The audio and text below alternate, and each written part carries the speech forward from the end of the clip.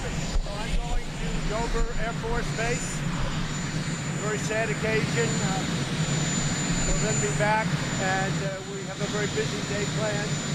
We had a very good meeting yesterday with North Korea. That was an incredible meeting. It lasted almost 2 hours, and we've agreed to meet sometime, probably the end of February.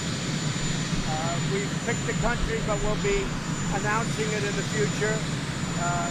Kim Jong-un is looking very forward to it, and so am I.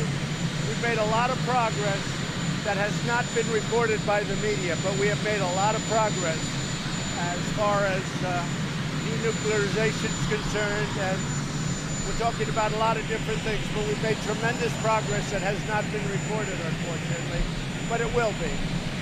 Things are going very well with North Korea. Things are going very well with China and with trade. There were some false reports about sanctions being removed.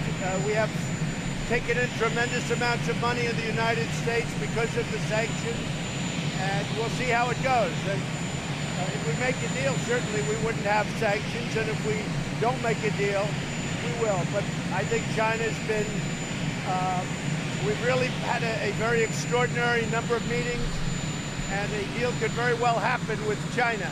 It's going very well, I would say about as well as it could possibly go, and without a question.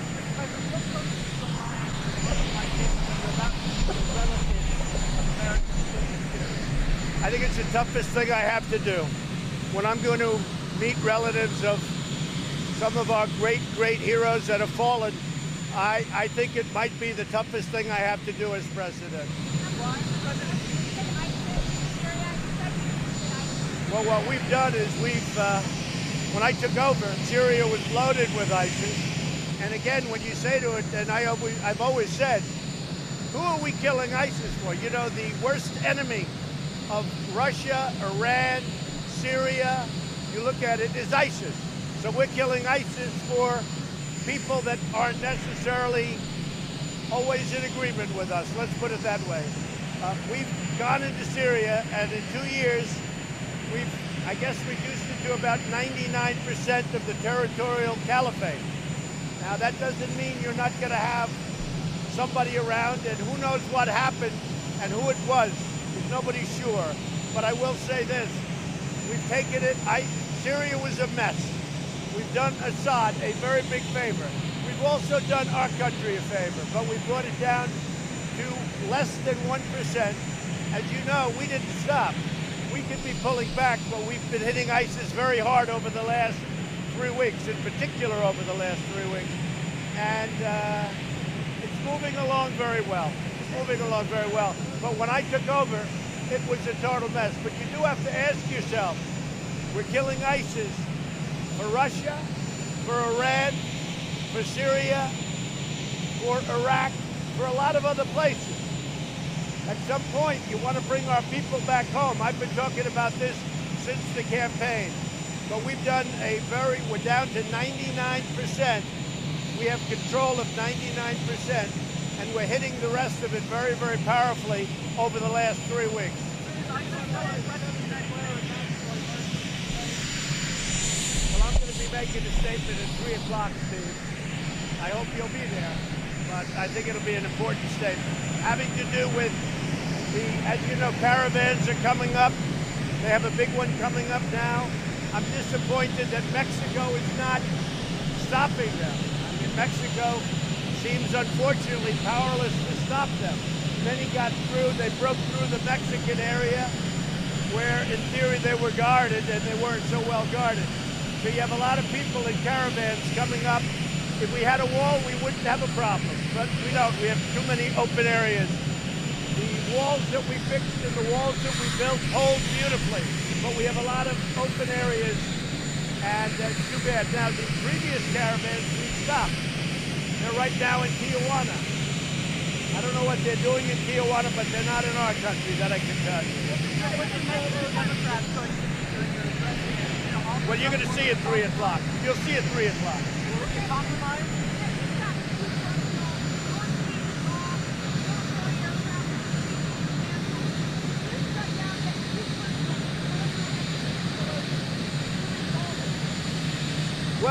hope that Speaker Pelosi can come along and realize what everybody knows. I mean, no matter who it is, they know that walls work, and we need walls. And whether it's personal or not, it's not personal for me. She's being controlled by the radical left, which is a problem. And, you know, she's under total control of the radical left. I think that's a very bad thing for her. I think it's a very bad thing for the Democrats. Everybody knows that walls work. You look at different places, they put up a wall, no problem. You look at San Antonio, you look at so many different places. They go from one of the most unsafe cities in the country to one of the safest cities immediately. Immediately. It works. We have to put them up, and we will put them up. Got to. About federal workers, what's your message to those lining up in food banks and running out of their I think we're making a lot of progress. You know, we're building wall as we speak. Nobody covers that, and I understand that, but we're building wall as we speak. We're going to continue. This country cannot be secure. You have human trafficking. You have criminals of all kinds. You have drug pushers and drug smugglers, like at a level that people haven't seen over the last 5 or 6 years. It's gotten to a point nobody's seen anything like it. The Border Patrol has done an incredible job, but we need the help and the backup of a wall. Yes, I thought that the BuzzFeed piece, and maybe equally as bad, the coverage of the BuzzFeed phony story. It was a total phony story. And I appreciate the special counsel coming out with a statement last night. I think it was very appropriate that they did so. I very much appreciate that. I think that the BuzzFeed piece was a disgrace to our country. It was a disgrace to journalism. And I think also that the coverage by the mainstream media was disgraceful. And I think it's going to take a long time for the mainstream media to recover its credibility. It's lost tremendous credibility. And believe me, that hurts me when I see that. I'm the president of this country. Media could pull this country together. It hurts me to say it, but mainstream media has truly lost its credibility. And I can say, as far as I'm concerned, from before the election, during the campaign, I said, wow, this is really crooked stuff. This is really dishonest reporting. When the New York Times apologized after the election for their bad coverage and their faulty coverage, and then they were wonderful for 2 weeks, and then they went back to being worse than ever before, and so many others. I'm not just blaming the Times, but the mainstream media has lost its credibility, and that's a very bad thing for our country. Thank you very much.